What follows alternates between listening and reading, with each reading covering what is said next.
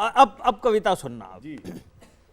Rahul ji station पर बातें दो चार कर रहे थे, पहले तो लगा अपना बोरिया बिस्तरा लेके जा रहे हैं, बाद में पता चला प्रचार कर रहे थे।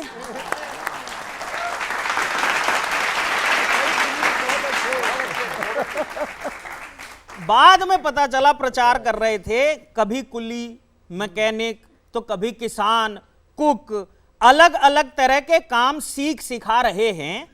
भाई में टैलेंट तो सारे हैं, बस ईएमआई में दिखा रहे हैं। बहुत अच्छे, बहुत अच्छे। ईएमआई में दिखा रहे हैं। राजनीति में नियत, अभी हमने देखा एक वो जनरल बोगी की ट्रेन में भी बैठे हुए थे, तब पंक्ति पढ़ता हूं, उठा लेना। राजनीति में नियत अहम की लकीर मिटा देती है, प्लेटफॉर्म पर काम करने वाले को जहाज में और जहाज में केक काटने वाले को जनरल बोगी में बिठा देती है।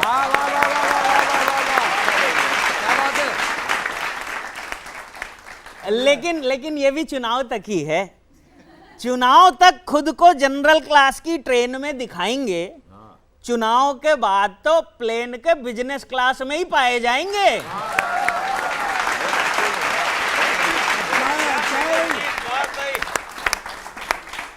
बिजनेस क्लास में ही पाए जाएंगे। खैर, मेहनत और कर्मों के हिसाब से ही फल दिलाया जाएगा। 2029 तक चाय पी लीजिए, क्योंकि उसके बाद गोरखपुर का काढ़ा पिलाया जाएगा।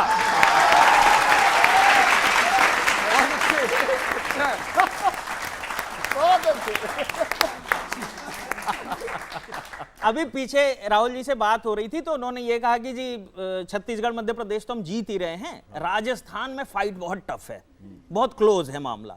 तब कविता पढ़ता हूं, क्यों क्लोज है, उनको क्या लग रहा है, सुनना, आनंद लेना।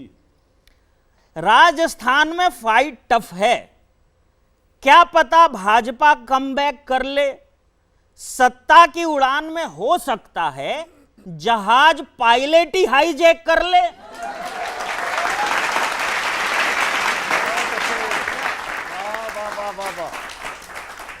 पायलट ही हाईजैक कर ले। एमपी में हो चुका है, कौन जाने यहां भी विधायकों का गुट गो वेंट गॉन हो जाए।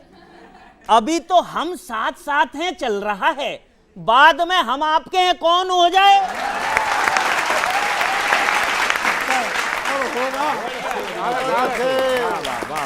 बहुत अच्छे। बाद में हम आपके कौन हो जाए। बदलते चुनावी मौसम में, सुनना, आपके मतलब की पंक्ति है ये। बदलते चुनावी मौसम में कहावत का रंग बदल सकता है। वैसे तो दूध का जला छाछ फूकता है, पर यहां दूध का जला दोबारा चाय से जल सकता है।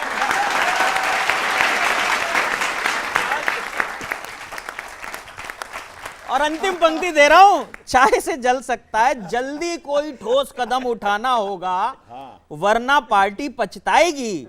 जीत के लड्डुओं का ऑर्डर तो देगी कांग्रेस, पर खरीद के भाजपा खिलाएगी। बहुत बहुत धन्यवाद, बहुत अच्छा। बड़ा अच्छा कविता आपका है, और लोकतांत्रिक प्रक्रिया पर, वोटरों के मतदान के व्यवहार पर, उनके विश्वास पर, इससे बड़ा तंज और इससे बड़ा जो भाजपा करती है खरीदने का काम, इससे बड़ा अपराध कुछ नहीं हो सकता। इसलिए आपकी कविता को मैं सैल्यूट करता हूं कि सच्चाई यही है जो आपने व्यंग्यात्मक शैली में इसको व्यक्त की है। कुलियों की बात आपने की है, सब देख रहे हैं कुलियों के साथ क्या हो रहा है। 400 से 500 रुपये पर डे वो कमाते हैं। देखिए, राहुल जी का जाना वहाँ ऐसा नहीं है कि उनको कोई कुली का काम करना है, ये सच है, लेकिन उनके दर्द को, उनके दुख को, उनके बातों को साझा करना, और आज आप उन पर कविता लिखने की स्थिति में हैं, ये संवेदना कम से कम आने लगी है कवि वर्ग में भी, हमारे छात्रों में भी। कम से कम उनकी इशू को उठाना चाहते हैं जो राष्ट्रीय परिप्रेक्ष्य में आए। जो छोटे छोटे जो दुकान करते हैं, जो खोमचे लगाते हैं, हम असंगठित कामगारों के बीच हम काम करते हैं, वो लगातार राहुल जी उन लोगों के बीच जाने का काम करते हैं। इस देश में वर्क फोर्स का लगभग 93% जो है कंट्रीब्यूशन इस देश में इन्हीं गरीब लोगों का है। मात्र 7 से 8% लोग ही बड़े बड़े पूंजीपति हैं जिनका कंट्रीब्यूशन टैक्स के माध्यम से होता है। इन गरीबों का कौन ख्याल रखे? महंगाई और बेरोजगारी से का जो आलम है सबने देखा है, क्या हालत होती जा रही है। उनके लिए यदि उस दर्द को बांटने का प्रयास कोई नेता आज के डेट में, कोई नौजवान कर रहा है तो राहुल गांधी जी कर रहे हैं, और इसीलिए बहुत सारे को दर्द हो रहा है। दर्द भी जायज है। क्या है कि राहुल गांधी जी को रीलॉन्च करने के लिए नए नए काम किए जाते हैं। जो किसानों के खेत है फोटो सेशन का अड्डा बन जाता है, कभी खाट पंचायत की जाती है, कभी लीलावती जी घर जाया जाता है, कभी सर के ऊपर कुली का वो बैग उठाया जाता है, वो भी पहिए वाला।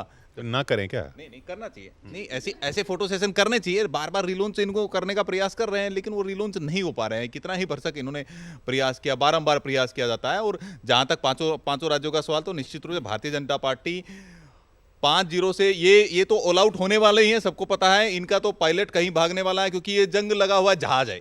ये जंग लगा हुआ है, एक ऐसा जहाज है, इससे सब लोग छूट करके जा रहे हैं, छोड़ के जा रहे हैं। वहां केवल एक ही व्यक्ति बचा हुआ है, जिसका नाम है श्रीमान राहुल गांधी जी। इसके अलावा तो कोई बचा नहीं है। तो इसलिए वो डूबता हुआ, जंग लगा हुआ जहाज है।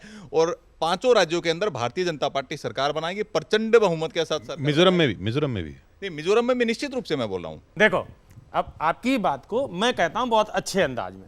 वही है पंडित, वही नमाजी, गजब का दल है ये कांग्रेस भी। बस एक परिवार की हाँ जी, गजब का दल है ये कांग्रेस भी। कई घोटालों की सूचियों में है नाम शामिल महोदयों का, कई है बासी, कई है ताजी, गजब का दल है ये कांग्रेस भी। और एक जो सबसे बड़ा आरोप इन पर लगता है, बीते 55 साल में वो दिखा भी, ज्यादातर लोग यही प्रश्न उठाते हैं, वो भी एक शेर में सुनिएगा। है तुष्टि का ही बस एक फंडा, उसे ही लेकर चले हैं अब तक। अच्छा, तुष्टिकरण उठा के देखो जरा तो माजी, गजब का दल है ये कांग्रेस भी। माजी समझते हैं ना, भूतकाल। एक शेर और सुनिएगा, बड़ा मजा आएगा कि वो हंसी भी। अभी वहां कहा मध्य प्रदेश में कि ये मेघनाथ, रावण और कुंभकर्ण सबको उतार दिया। एक टिप्पणी और संसद में हुई थी, उसमें रामायण का एक पात्र उठाया गया था, आप लोगों को याद होगा, तब बड़े चर्चे हुए थे। उस बात को एक शेर में कहता हूं, राजी सुनिए कि वो हंसी भी तो मिल रही थी, सुनो रामायण की एक हंसी से, करी थी जिस पर बड़ी लफ्फाजी, गजब का दल है ये कांग्रेस भी। अच्छा, इनका कुल चरित्र कितना है? कोई भी मुद्दा उठाएंगे, चुनाव के पहले बहुत सारे मुद्दे उठाते हैं, कभी राफेल का, कभी वो, लेकिन अंत में उसकी गति क्या होती है? एक शेर में वो बात भी कही, जो तीर भाजपा पे छोड़ते हो पलट के लगता है वो तुम्ही को, गजब तुम्हारी है तीरंदाजी, गजब का दल है ये कांग्रेस।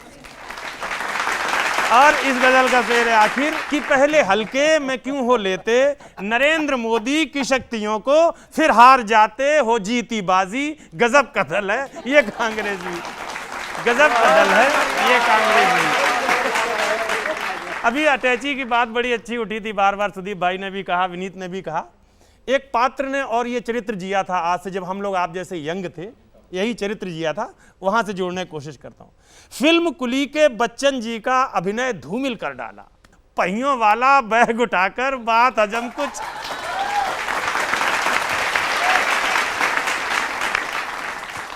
अभी हमने एक इतना बढ़िया इवेंट किया, पूरा देश उस पर गदगद है, विश्व में हमारी छवि बहुत अच्छी हुई, ऐसा भाजपा वालों का कहना है। और ये लोग क्या कहते हैं उसको भी एक शेर में सुन लीजिए। G20 में विश्व गुरु भारत का झलका अक्स, मगर तुमको पछता नहीं बिरादर, बात अजम कुछ नहीं।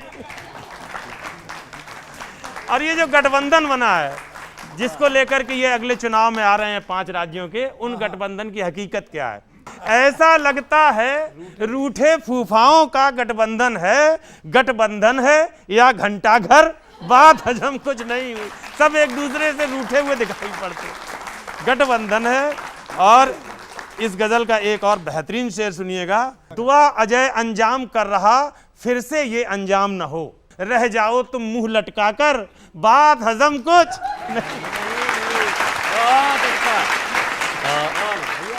अजय जी, आपके बातों को समझ कर के लगा क्लियर कि आपको भी कुली प्रेम नहीं है, लेकिन कोई बात नहीं। इस देश के गरीबों से प्रेम करना सबको सीखना चाहिए, पहली बात। दूसरी बात, राहुल जी ने चाहे जिन परिस्थितियों में प्रयास किया, कम से कम एक उनका ईमानदार प्रयास है आज सभी गरीब लोगों के बीच जाने का। भारत जोड़ो यात्रा के दौरान से वो कार्यक्रम कर रहे हैं और निस्वार्थ भाव से ईमानदार प्रयास कर रहे हैं। चाय वालों के पास भी जाएंगे? चाय वाले जो अपने को चाय वाला बोलते हैं, पता नहीं कब उन्होंने चाय बेची थी, हमें नहीं पता, लेकिन बाकी चाय वालों के साथ जो खोमचे लगाते हैं, छोटे छोटे दुकान करने वाले हैं, उनके पास वो निरंतर जा रहे हैं और उनकी समस्याओं के समाधान का वो प्रयास कर रहे हैं। ये तो कम से कम हो ही गया ना, एक चाय वाले ने इनको गरीबों के पास जाने के लिए व्यवस्था कर दिया। ये चाय वाले की ताकत है कि राहुल जी कहीं ना कहीं फोटो सेशन कराने के लिए कहीं ना कहीं पहुंच जा रहे हैं, तो ये चाय वाले को ही मतलब धन्यवाद बोलिए, मोदी जी को ही धन्यवाद बोलिए।